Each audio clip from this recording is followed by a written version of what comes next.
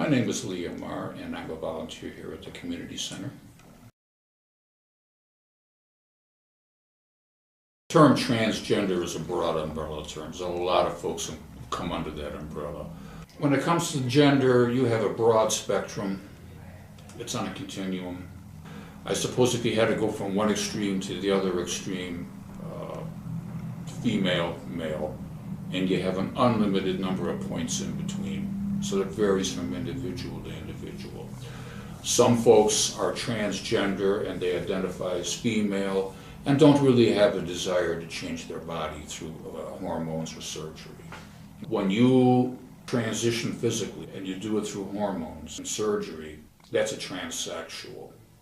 Now, many trans people don't like to refer to themselves as transsexual. They want to leave the sexual out of it because we're all sex right away. Who knows people's imaginations?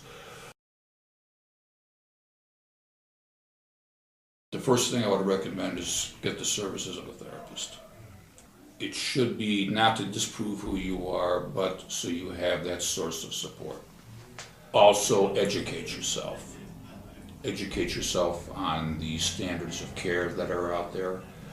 Make sure you have a good, solid source of support, family, friends, support groups. Understand that once the hormones have been on board a while, there's no going back. I mean, you can stop taking the hormones, but those changes are going to remain. So that's a big step, a huge step. And then take it a step at a time.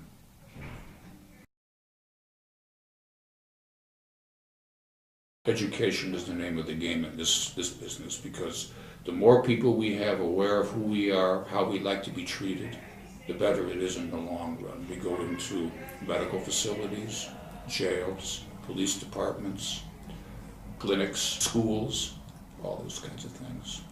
So that visibility has to be there, that outreach toward the caregiver. You know, I don't know how you deal with it. Well, give us a call. We'll give you the do's and the don'ts, you know, the pronoun thing and all that. Transvestite is a no-no. Tranny is a no-no. He, she male.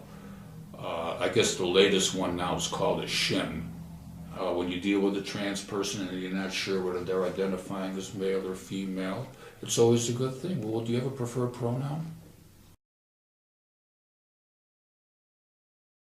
So the common misperception is that we're gay.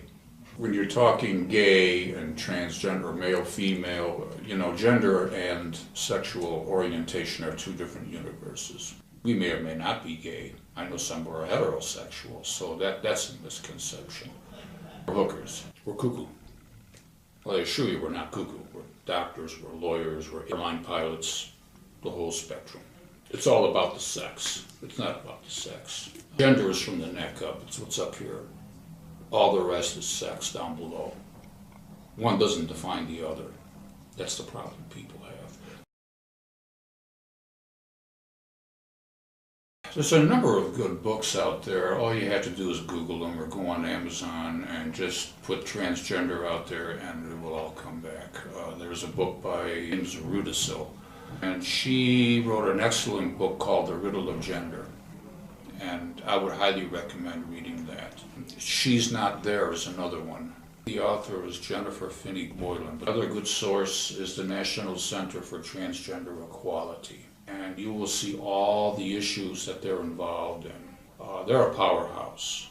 And they are based in Washington, D.C., and they do the heavy lifting with the lobbying and everything else. And it will also show you what kind of challenges we face as a community.